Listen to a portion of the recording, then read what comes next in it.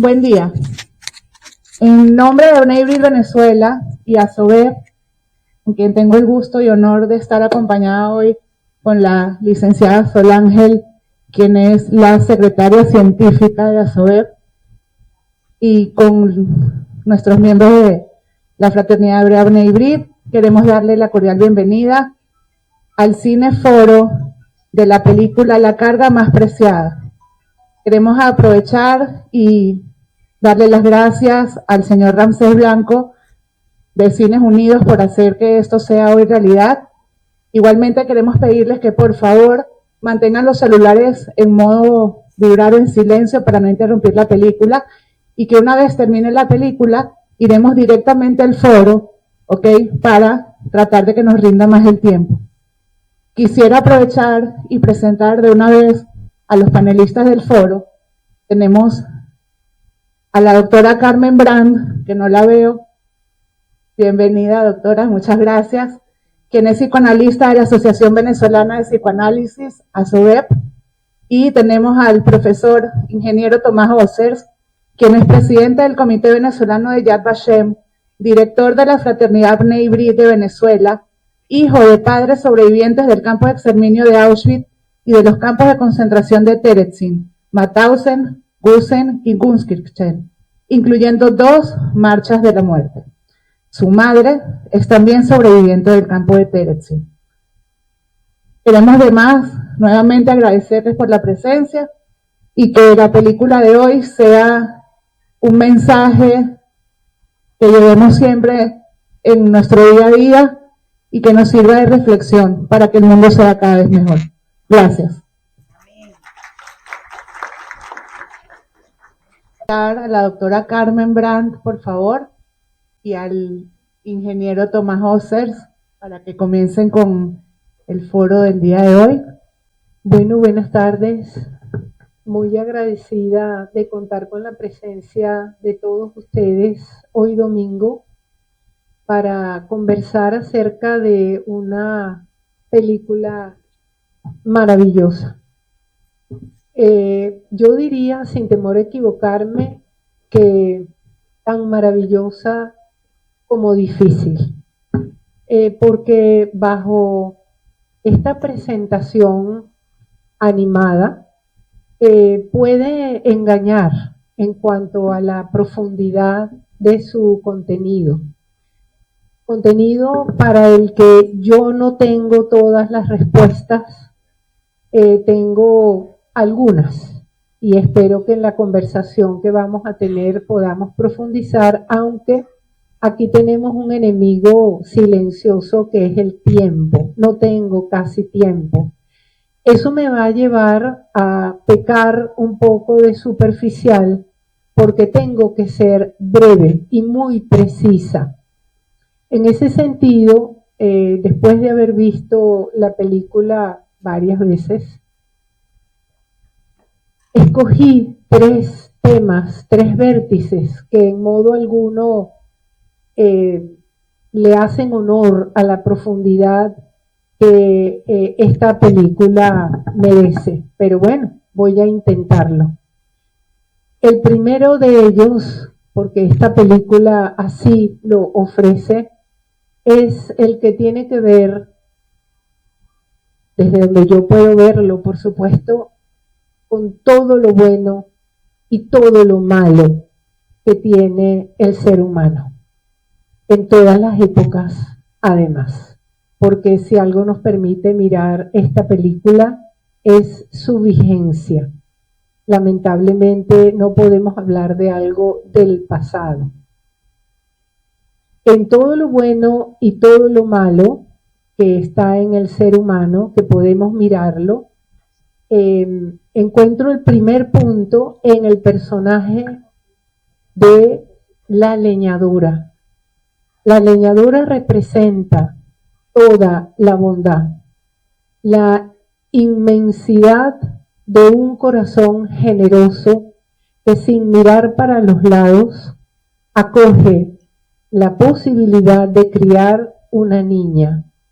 Es una leñadora ignorante, pero que ha tenido la posibilidad de escoger cómo elaborar positivamente una pérdida, un duelo, y se suma a la pérdida y el duelo de la niña a su nivel. No es verdad que los bebés no sienten, sienten y registran a su manera. Las pesadillas de la niña nos lo explican con toda claridad en la película. Esa inmensa bondad, ese inmenso corazón que hace de útero emocional, es el que le permite a la niña que se las trae en ganas de vivir, prenderse en ese corazón y salir adelante. Escuchando un video del productor de la película, él quería representar el coraje y la resiliencia del pueblo judío y creo que lo logró con creces. Por otro lado, tenemos al jefe de los leñadores como la representación del mal, la representación de la maldad por el disfrute de hacer daño. Y un disfrute escogido a voluntad, porque yo creo que eso lo tenemos todos, la posibilidad de escoger cuando vamos a ser empáticos y a poder colocarnos en el lugar del otro para ayudar, para construir, y cuando podemos disfrutar de la maldad, del poder que permite hacer daño en función de destruir al otro. Estos dos personajes nos llevan a una capacidad, esta capacidad que acabo de mencionar, de escoger voluntariamente, y que me permite el segundo punto, que tiene que ver con algo que se conoce como la inteligencia intuitiva. La inteligencia intuitiva que nuevamente puede ejercerse de forma constructiva o de forma destructiva. De forma constructiva, nuevamente, tenemos a la leñadora, pero no solamente a ella. Ella utiliza su capacidad para comprender lo que está pasando, inclusive para plantarse ante el leñador y saber qué peleas son las que va a dar y en cuáles debe esperar. Y espera pacientemente a lograr su propósito, que era uno y solo uno: salvar a la niña y permitirle vivir. Esa inteligencia intuitiva, tal y como podemos ver en los leñadores, también puede funcionar destructivamente, y ellos van nuevamente a hacer daño, porque no hay ningún beneficio para ellos ni para nadie en quitarles la niña a los leñadores. En la guerra se vio mucho los niños, pero sobre todo las niñas que no tenían esa marca malévola, maléfica, que delataba a un niño circuncidado, muchas veces fueron vendidas.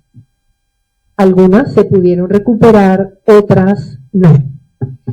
Sin embargo, entre estos dos extremos de la inteligencia intuitiva, la inteligencia no académica, la que sabe usar las evidencias, como acabo de mencionar, tanto para lo bueno como para lo malo, en signo positivo o negativo.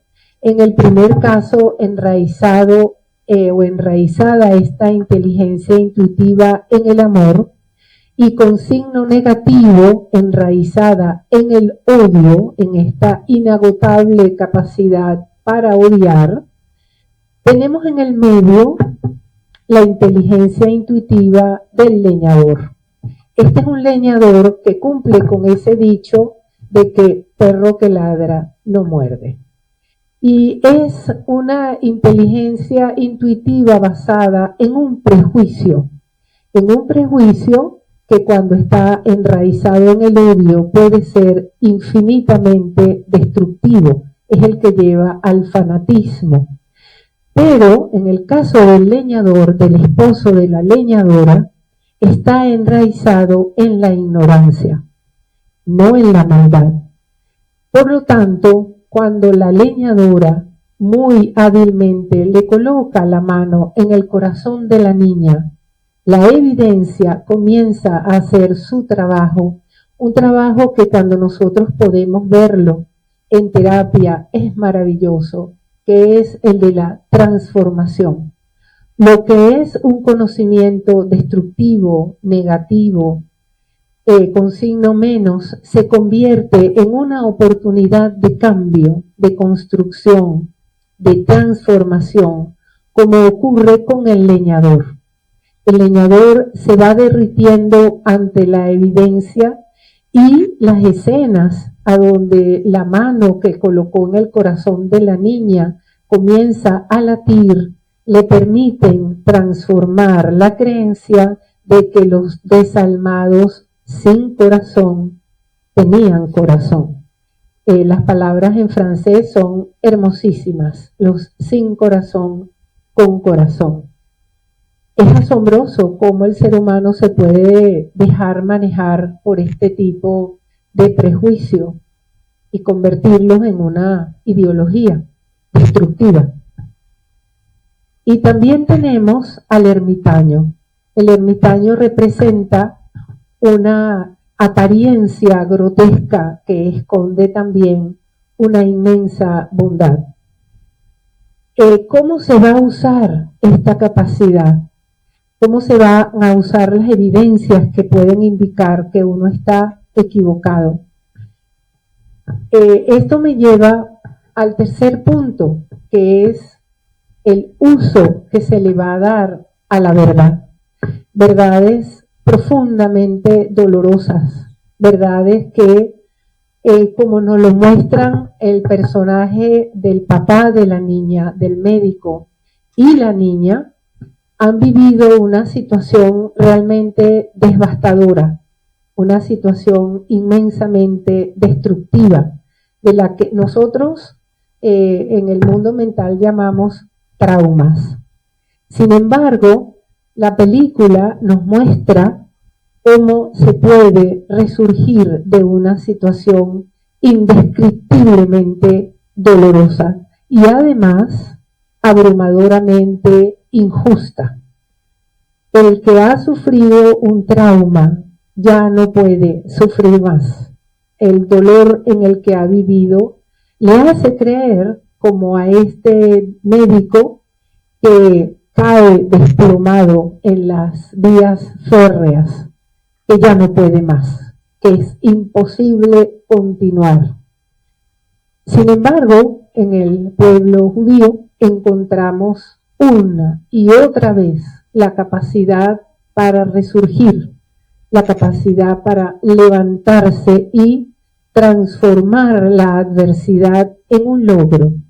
Eso no es común, eso no lo tiene cualquiera, pero sí se puede construir. Es un ejemplo de resiliencia, de que vale la pena no quedarse atascado en el efecto del trauma y tampoco olvidar. Por eso pienso que uno de los grandes mensajes de esta película es: ¿qué es lo que vamos a hacer con la verdad? ¿Vamos a usarla para destruir? ¿Vamos a usarla como un fardo muy pesado que no nos permite continuar? ¿O vamos a usarla como esta niña, nuestra pequeña carga preciada, como un elemento para continuar, para seguir adelante contra todo pronóstico? Y ella protagoniza lo que para mí es un milagro, que es el reencuentro del papá cuando ve en la foto de la revista, en la estación de tren, la foto, la cara de la esposa. ¿Cuándo se producen estos milagros en la vida? Yo no lo sé. He sido testigo de algunos de ellos, pero lo que veo que es lo más importante es la posibilidad de aprovecharlos. Sé que dejo de lado temas un poquito más difíciles de trabajar en tan poco tiempo, como lo son el duelo y el perdón. Estos dos elementos se elaboran de una forma personalísima en cada terapia. Nunca tienen apuro. Y el denominador común para nosotros los que trabajamos en esa área de reconstrucción del sí mismo implican saber trabajar con mucho respeto. No es obligatorio recordar a pie de juntillas lo que pasó. A veces el sentir de la persona, ese dolor silencioso que no necesita de palabras, ya nos lo está diciendo todo. Y me ha correspondido no solamente en terapia, sino en la vida real, convivir con personas que han logrado sobrepasar el horror del Holocausto. Han logrado aquí, en esta tierra, encontrar un sentido completamente nuevo para sus vidas. De ellos he escuchado solamente gratitud por haber llegado acá en circunstancias que si yo las llevara a la pantalla, creo que repetiría lo que parece un cuento como el que vimos en la película. Quiero finalizar con ese gran aprendizaje que la película nos deja. ¿Qué creer? ¿Qué vamos a creer? Siempre va a estar en nosotros la opción de decidir si lo que sucedió en esta circunstancia del Holocausto fue real o si es una historia que fue inventada. Muchísimas gracias y espero las preguntas.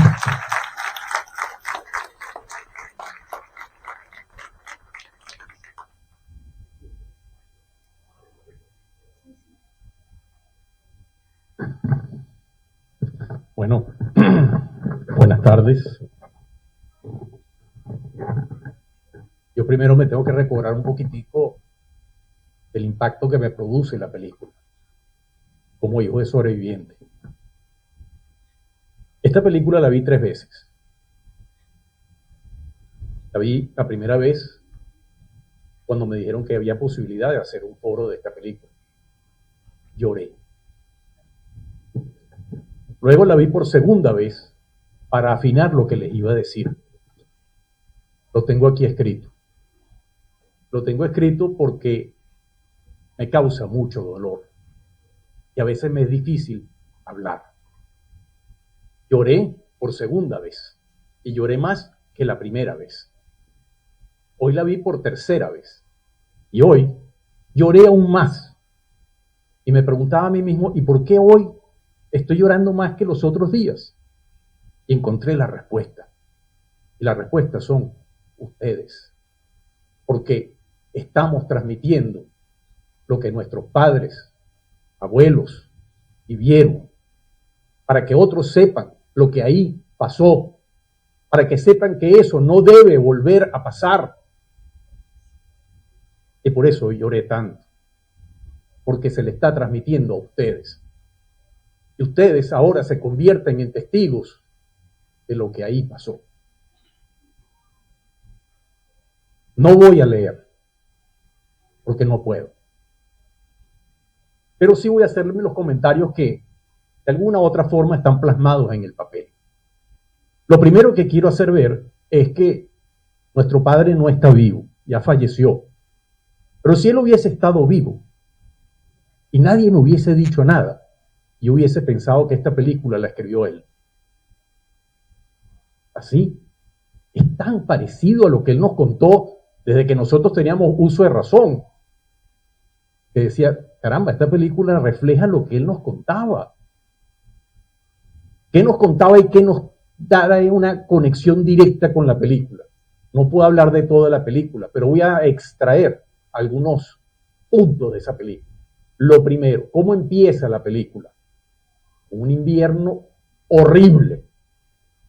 Se ve en la película y es animada, pero deja ver en nosotros, el público, el frío que hace ahí. Y ese es el frío que vivió nuestro padre en Auschwitz, porque eso es en Auschwitz. Pues lo dejan ver al final, no lo dejan ver desde el principio. Hay unos vagones que transportan, pero no se sabe todavía dónde es, sino hasta el final que se sabe que es Auschwitz. O sea que eso es Polonia. Y ese frío nos recordaba a nosotros, nuestro padre, cuando él dijo, nos citó a nosotros, cuando él salió en las marchas de la muerte, que fue en enero.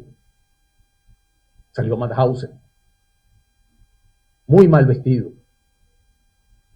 esqueleto, y tenía que ir bajo ese invierno. Eso fue lo primero que me impactó al ver la película. Lo otro que nos impacta de la película es el transporte en sí. Nos hablaba de eso constantemente. Vagones de ganado, cerrados. Transporte desde Terezín, donde estuvo, hasta Auschwitz, 3 días en esos vagones. No había alimento, no había dónde hacer las necesidades. Moría la gente en el vagón. Él no conocía a nadie de los que estaba en el vagón. Ni siquiera tuvo la posibilidad o la suerte de estar con su familia en el vagón. Porque cuando él entró al vagón, fue el último del vagón, cerraron la puerta y su familia quedó en otro. O sea, nuestro padre, nuestro abuelo y nuestra abuela y tía en otro vagón. Imagínense, él era un niño de 12, 13 años.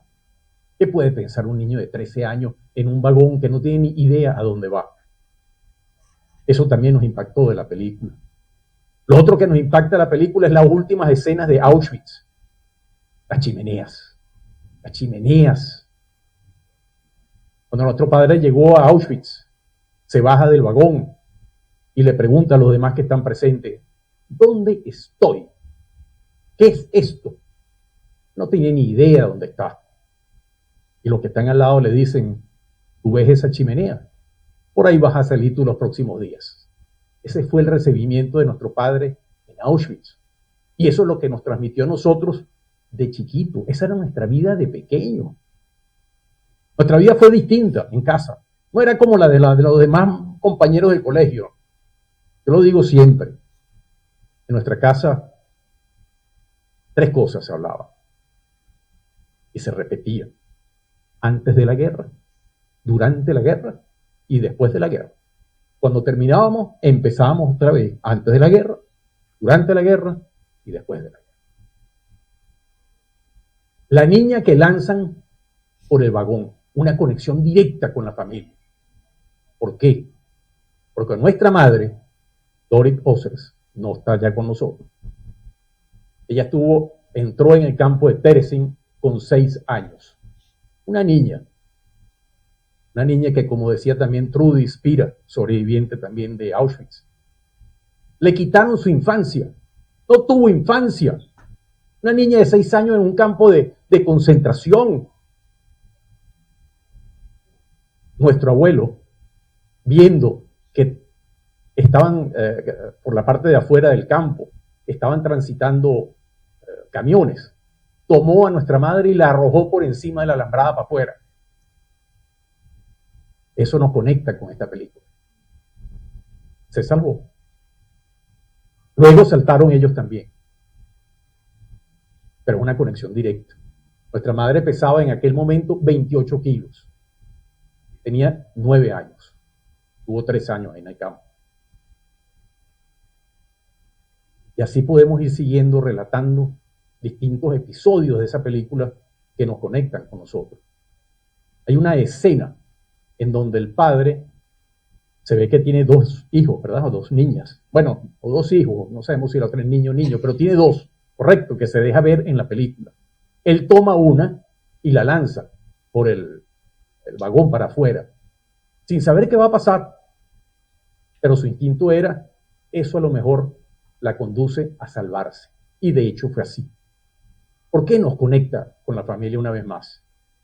Porque nuestro padre, Harry Ossers, con su hermana, Sonia, vivían en Checoslovaquia, en Praga. Y un día tocó la puerta un señor que quizás ustedes ya su nombre conocen, porque se ha hecho muy famoso últimamente a través de una película, que se llama Nicholas Winton. Nicholas Winton fue un caballero inglés, decidió que iba a salvar los niños en Praga, 1930 y algo. Logró salvar 600 y pico de niños. Cuando él toca la puerta de la casa donde está nuestra familia, le dice a mi abuelo, vengo a llevarme al niño. Y mi abuelo le responde, no, a los dos, no voy a separar a la familia. Y la gente de Winton le dice, no, hay cupo solamente para uno, la niña es muy grande, muy adulta, nos llevamos solamente al varón. Y mi abuelo decidió, o la familia se queda junta, porque no va a ir el niño con ustedes. Lamentablemente terminó en Auschwitz, al no irse a Inglaterra. Entonces nos une pues con Nicholas Winton esta parte de la toma de decisión difícil de separar a la familia. La llegada a Auschwitz. Los separan a los dos. La madre con el hijo por un lado, el hombre por el otro. No lo dejan ver en la película, pero parece que los llevan a la cámara de gas. Escena terrible. Escena que nos retumba en el oído en la casa. Cuando nuestro padre nos decía siempre, izquierda, derecha, rechts, links. Suena aquí.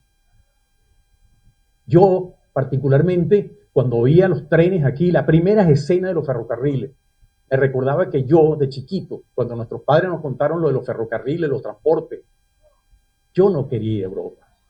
Yo detestaba Europa. Y detestaba los ferrocarriles. Y detestaba el silbido del ferrocarril. Cuando yo lo oí hoy aquí, me produjo de todo. Porque ese es el sonido que yo de chiquito no podía escuchar. Ese sonido era terrible para mí. Pero, ¿qué rescatamos de la película? Que hay gente buena. Y así como en esta película vemos al leñador, al señor que tenía la cabra, que al principio parecía que no era tan bueno, pero al final sí resultó que era bueno. Hasta la cabra era buena. Le dio la leche a la niña. Había gente que no era judía. Sí salvaron judíos. Esos hoy en día son denominados justos entre las naciones. Y es un honor que concede Yad Vashem en Jerusalén. Hoy en día tenemos más de 20.000. El más conocido quizás para ustedes es ¿quién? Schindler. Oskar Schindler. Quien lo inmortalizó fue Spielberg. Y quiero leer algo ahí. Eso sí lo tengo escrito porque lo quiero decir textualmente. Hay una frase que está inscrita en la medalla y en los certificados que otorga Yad Vashem a los justos entre naciones, que son todas aquellas personas no judías que salvaron judíos y, muy importante, poniendo en peligro su propia vida. La frase es una frase talmúdica y dice: quien salva una vida, salva al mundo entero. Y esa frase fue inmortalizada para nosotros hoy en día a través de la película de Spielberg. Como esa película, hay otras. Y vale la pena aquí destacar algo de esa película de Schindler. Nuestro padre, Harry Osers, veía todas las películas del Holocausto. Todas. No le faltó ninguna por ver. Y las personas le decían, pero señor Osers, ¿por qué usted ve las películas de Auschwitz y de la Segunda Guerra Mundial y de lo que ocurrió durante el Holocausto, si usted lo vivió? ¿Por qué las ve otra vez? Y dice, porque me producen satisfacción. Como uno diría, caramba, ¿cómo le puede producir satisfacción? Sí, porque en todas pierden los nazis. Claro, pues las películas son hechas por Estados Unidos. Entonces todas pierden los nazis y por eso él le gustaba verlas. Pero dijo que la única película que le hizo derramar lágrimas fue la de Schindler. En todas las demás no derramó lágrimas, solamente en la de China. Hay otras personas que son importantes como Justo entre Naciones, y una es Irene Sendler, polaca también, la película. Y esa dama salvó 2.500 niños de las garras del nazismo, de la garra de la muerte. Y ella se le otorgó, y esto es muy interesante, se le otorgó el premio no, el honor de ser Justo entre Naciones en 1966, pero permaneció en el olvido. Y unos estudiantes de una universidad de los Estados Unidos, 4 muchachas, tenían que hacer un trabajo de historia, y buscando qué hacer, descubren a Irene Sendler y la hacen conocida nuevamente. Y hasta una película de ella hay hoy en día. Allá la llaman, más o menos, no recuerdo muy bien, pero debe ser la mujer de los tarros, porque ella tomó a los niños de los padres y escribió los nombres de todos los niños, a qué padre le correspondía a cada niño, y colocó eso en tarros de, algunos dicen que era de mermelada, otros dicen que era de leche, no importa qué era un tarro, y eso lo escondió en el suelo. A ella la denunciaron y la agarró la Gestapo. La Gestapo se la llevó y básicamente la asesinó por tortura. La rescataron, no llegó a fallecer. Murió a los 96 años. Pero ella dijo algo y lo quiero citar.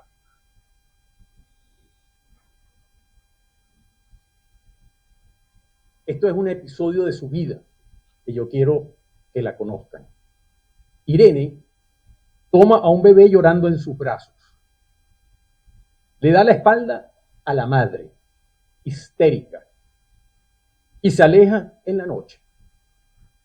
Si la atrapan, ella y la bebé morirían. La madre detrás de ella le grita, desesperadamente e histéricamente, prométeme que mi hijo vivirá. Irene se gira de momento y le contesta, no te puedo prometer eso, pero lo que sí te puedo prometer es que si se queda aquí, va a morir. Eso se lo dijo Irene Sendler a esta madre, una de las 2.500. Y ya para terminar, porque podría estar aquí contando muchas cosas, yo quería terminar con otra historia de Sverin e Irene Szczepiński.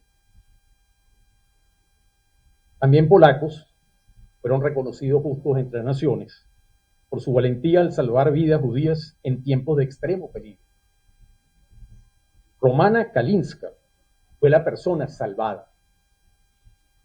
En 1942, Romana, su esposo Bolesław Kaplan y su hijo pequeño de 6 años vivían en la ciudad de Lviv, hoy parte de Ucrania. En medio de las atrocidades de la ocupación nazi y las acciones de exterminio de la población judía, la familia Szczepiński extendió su mano para ofrecer refugio. Sverin Szczepiński, un ingeniero forestal de Lelovska, espero haberlo dicho bien, y su esposa Irena arriesgaron sus vidas al esconder a Romana y a su hijo en su hogar. Sverin e Irene Szczepiński, Justo entre Naciones, lamentablemente ya fallecieron. Pero el día de hoy,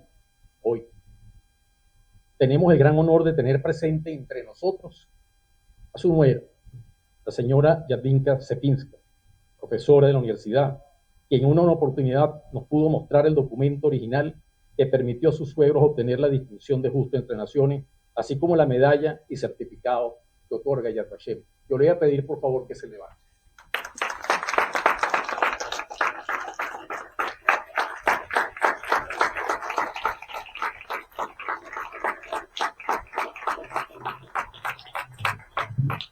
Muchas gracias. Y ya, como punto final, se me pasó. Hay un detalle muy importante en la película, que es el manto con que arropan a la niña. Eso es un talit. Y se ve la fuerza que tiene el talit a lo largo de la película. La niña es envuelta en el talit, luego se le quita ese talit. El talit es el manto que nos ponemos para hacer los rezos. Bueno, los hombres, sí, claro. Estoy pecando de obvio, los hombres. Y se ve que al final es ese manto el que hace la conexión entre el padre y la niña. Nunca jamás es ahora. Muchas gracias.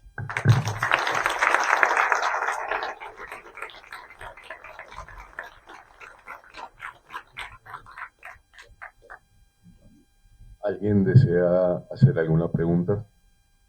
Bueno, más que una pregunta es una anotación, pero sería interesante escuchar a ustedes. Acaba de salir hace poco el último libro de un filósofo coreano que enseña en Berlín, Byung-Chul Han. Byung-Chul Han es uno de los grandes filósofos hoy en día en Occidente, sobre todo con las nuevas tecnologías, la inteligencia artificial y todo este tipo de mundo de cosas. Pero Byung-Chul Han, el último libro, lo dedica a Simone Weil, la que fue ministro en Francia, judía también, y hace una observación que podría aplicarse en esta película yendo un poco más al fondo, que pareciera que la sociedad humana es peor que la sociedad animal. En la película gráficamente vemos el buen comportamiento de los animales, todos, no solamente la cabra, sino todos los animales. Hay como una significación intrínseca, interna, de que esa sociedad animal es mucho mejor que la humana. La conducta de todos es perfecta. Incluso hay una metáfora que pareciera muy discreta, que hace un comentario Chung Han de la señora Veil, que es el vuelo del pájaro, recuerdan, que lo prolongan mucho tiempo. El pájaro que vuela largo, él desarrolla una teoría que es interesante, que lo hace Simone Weil también, es que la naturaleza humana pareciera estar en la ley de la gravedad hacia el mal, mientras que cuando uno ve estas reacciones animales, ese vuelo del pájaro es luchar contra precisamente esa ley del mal hacia el bien, romper la ley natural que parece que nos inclina al pecado y al mal. Y por supuesto, como ustedes lo señalan, hay aspectos positivos y la necesidad de redención que es posible, del convencimiento. Por eso centros como Ana Frank, uno participa con todo el corazón, porque es esto, educar. Esto se puede repetir y se está repitiendo en muchos sitios. Las guerras que están abiertas hoy en día es eso, es violencia, es muerte, y la muerte es igual de cualquier signo, en cualquier lugar. Por cierto, afortunadamente ayer los Estados Árabes acaban de condenar el hecho directamente del asalto terrorista de Hamas, pero también llaman a un acuerdo, a una negociación definitiva. Entonces, en la película hay un mensaje profundo, interesante, de que esto pueda suceder de nuevo, y sucedió muchas veces. Y es la educación la que nos puede cambiar, una educación hacia el bien, hacia la bondad. Es mentira lo que decía Hobbes, que el hombre es malo por naturaleza y que el hombre es lobo del hombre. Como es falso lo de Rousseau, de que el hombre es bondadoso y bueno y es la sociedad lo que lo corrompe. Somos buenos y malos, pero hay que educar.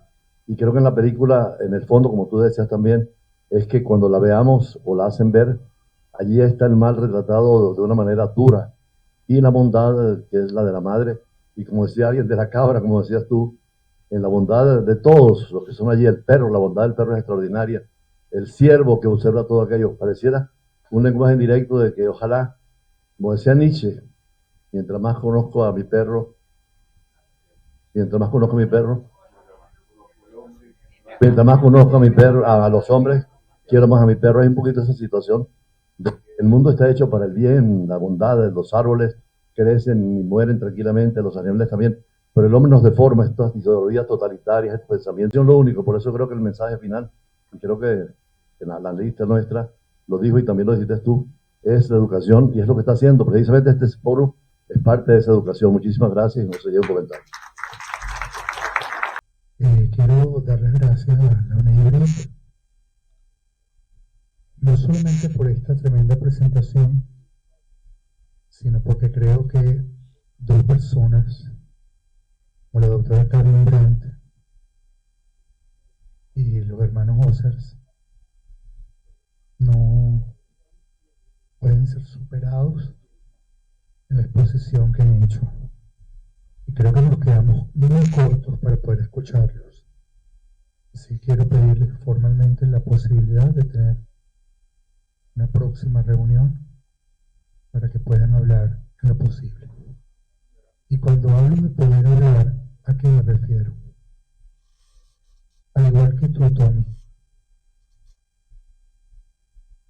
pasé por esta situación, pero a diferencia de ti, mi padre nunca quiso hablar, dar su testimonio para que quedara en los libros que fueran publicados. Mi papá no podía hablar. Cuando por fin logré que me hablara, me contó esta situación. Me contó esta situación, cómo un día los bebés que lanzaban por los huecos de los vagones y los bebés que se quedaban dentro de los vagones. Algo, Carmen, de lo que tú mencionaste, por ejemplo, no sé si ustedes conocieron a mi tío que fue ministro, Mariano Wolfinkel, pero Mariano, los tefilín se le hicieron con papel periódico dentro de un vagón para que en esos 3 días de conducción del tren a Auschwitz él pudiera hacer su bar mitzvah, aunque sea dentro del vagón. ¿Qué te quiero decir con esto? Que hay un detalle que es muy significativo en la película. 2 detalles. Uno, que tú lo mencionas muy bien. Un francés dirá, precioso de Jean-Luc Trintignant, dice, los descarriados tienen corazón. Y lo repite alrededor de 5 o 6 veces. A través de esa inteligencia intuitiva, porque es tocar el corazón y luego entender que ese corazón se expone a la naturaleza, a una naturaleza que va más allá de lo humano, porque no es precisamente en lo humano donde está la naturaleza divina en su esplendor. Y eso quizás sea la inmensa labor que el ser humano tiene que descubrir. Porque cuando entramos en la escena del tren, hay 2 niñas. La que se queda y aquella otra de la que me hablaba mi padre, gracias a la cual yo empecé a escribir teatro, cuando él me decía cómo llegando a Auschwitz, esos niños eran decapitados. Por eso la primera escena de los puentes rotos es la escena de Auschwitz. La niña que se salva y los niños que son decapitados. ¿A qué voy con esto?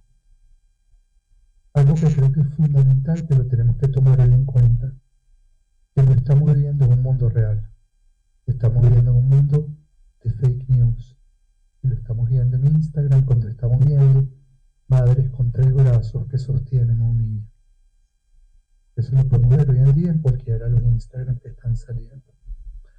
Como los niños están siendo material de manipulación política. Para que un mundo conducido ciegamente hacia intereses que ninguno de nosotros sabemos a dónde estamos yendo,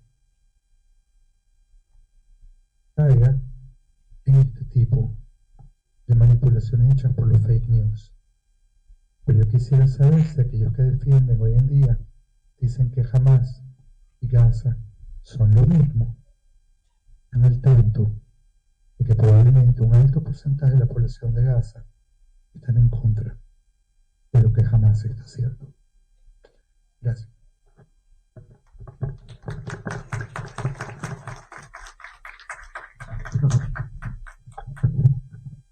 Bueno, en primer lugar quisiera agradecer a toda la directiva de Benebrit y a Yad Vashem por invitarnos a esta actividad que nos ilustra tanto con un mensaje tan poderoso. Realmente yo creo que todos aquí nos llevamos un mensaje muy preciado, ¿no?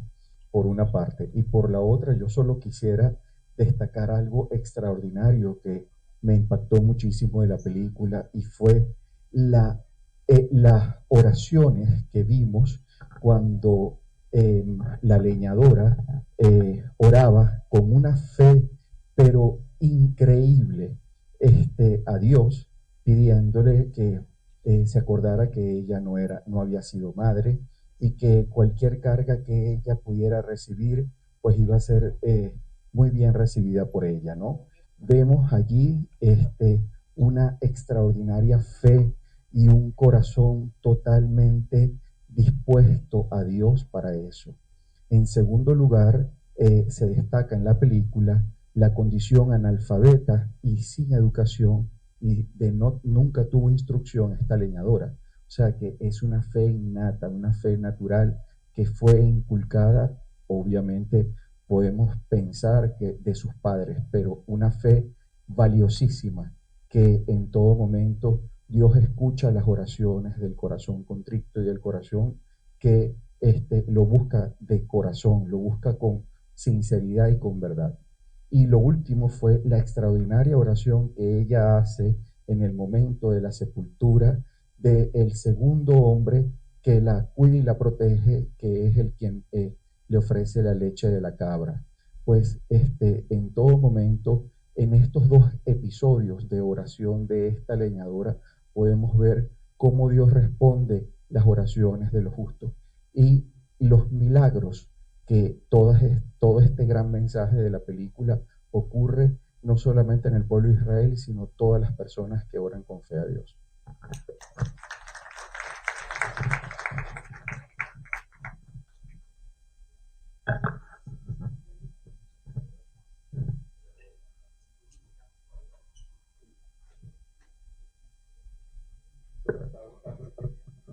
Bueno, cortico, muy cortico. Pero primeramente también quisiera dar las gracias a Yad Vashem, que nos, ahora precisamente a nuestro grupo, que yo estoy con unos alumnos míos de la embajada y de las otras clases, por invitarnos. Yo, como decía el profesor, su padre estaba viendo todas las películas relacionadas con Holocausto. Bueno, yo no viví ese tiempo, nací hace muchísimos años, pero ya después de la guerra. Sin embargo, por cuentos familiares y por mi afán hacia historia, también estaba viendo, creo que casi todas las películas, y esa sí fue increíblemente para mí demasiado me conmovió muchísimo, y creo que si hubiese sido la película normal, o sea, no animada, hasta no podría ser tan expresiva y llegando tan profundamente hacia nuestro ser.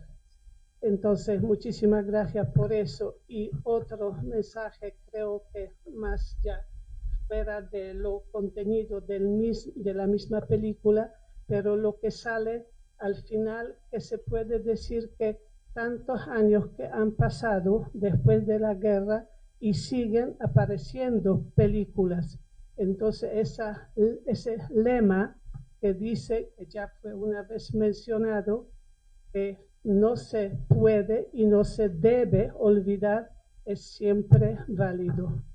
Bueno, con eso quisiera terminar. Muchas gracias.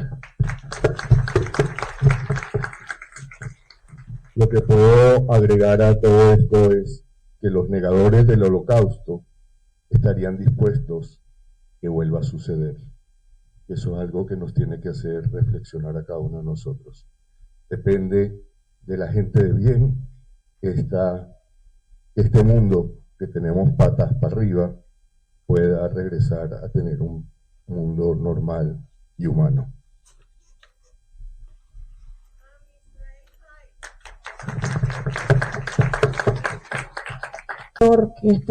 Que hemos visto en esta película está actualizado en el año 2023, en el 7 de octubre. Me he dado cuenta a través de las noticias que los rehenes, cuando retornan al hogar, sobre todo esta generación joven, no está soportando esa cantidad de atrocidades y algunos se han quitado la vida. Esa situación me ha hecho llorar muchísimo, tanto como esta película, porque eso es en tiempo real. O sea, eso está sucediendo ahora, año 2025, en este mismo actualidad.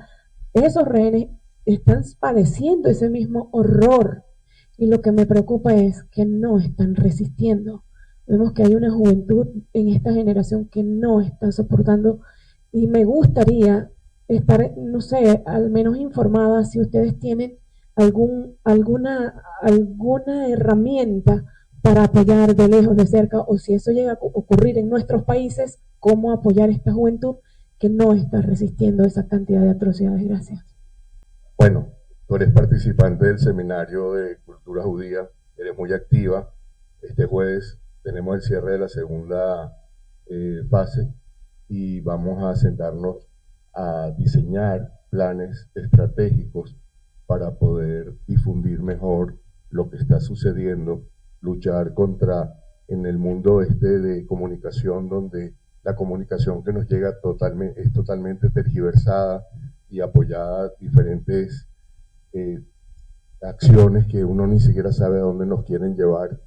Y la idea es de que cada uno de nosotros haga un sentimiento de conciencia y que pueda aportar en nuestra sociedad hacia un camino más humano, realmente humano, que es lo que todos, la mayoría quiere, pero nos hemos convertido en una mayoría silente. Yo quiero agradecer a la doctora Brandt por su participación y por sus palabras sabias que abrieron la mente de muchos de nosotros y nos hicieron ver más allá de lo que está en la superficie, y se lo agradezco. Creo que el compromiso de profundizar más con mayor tiempo lo vamos a tener. Quiero agradecer a Cines Unidos, quiero agradecer también al Festival de Cine Francés por habernos dado la película para el día de hoy, para poderla, no voy a decir que disfrutar, porque en realidad tengo unos sentimientos encontradísimos entre lo que es disfrute y lo que es la realidad, pero ver esta sala llena con cada uno de ustedes creo que es algo que motiva a todos nosotros, Yad Vashem, Brit, la comunidad judía y la sociedad venezolana. Muchísimas gracias a todos.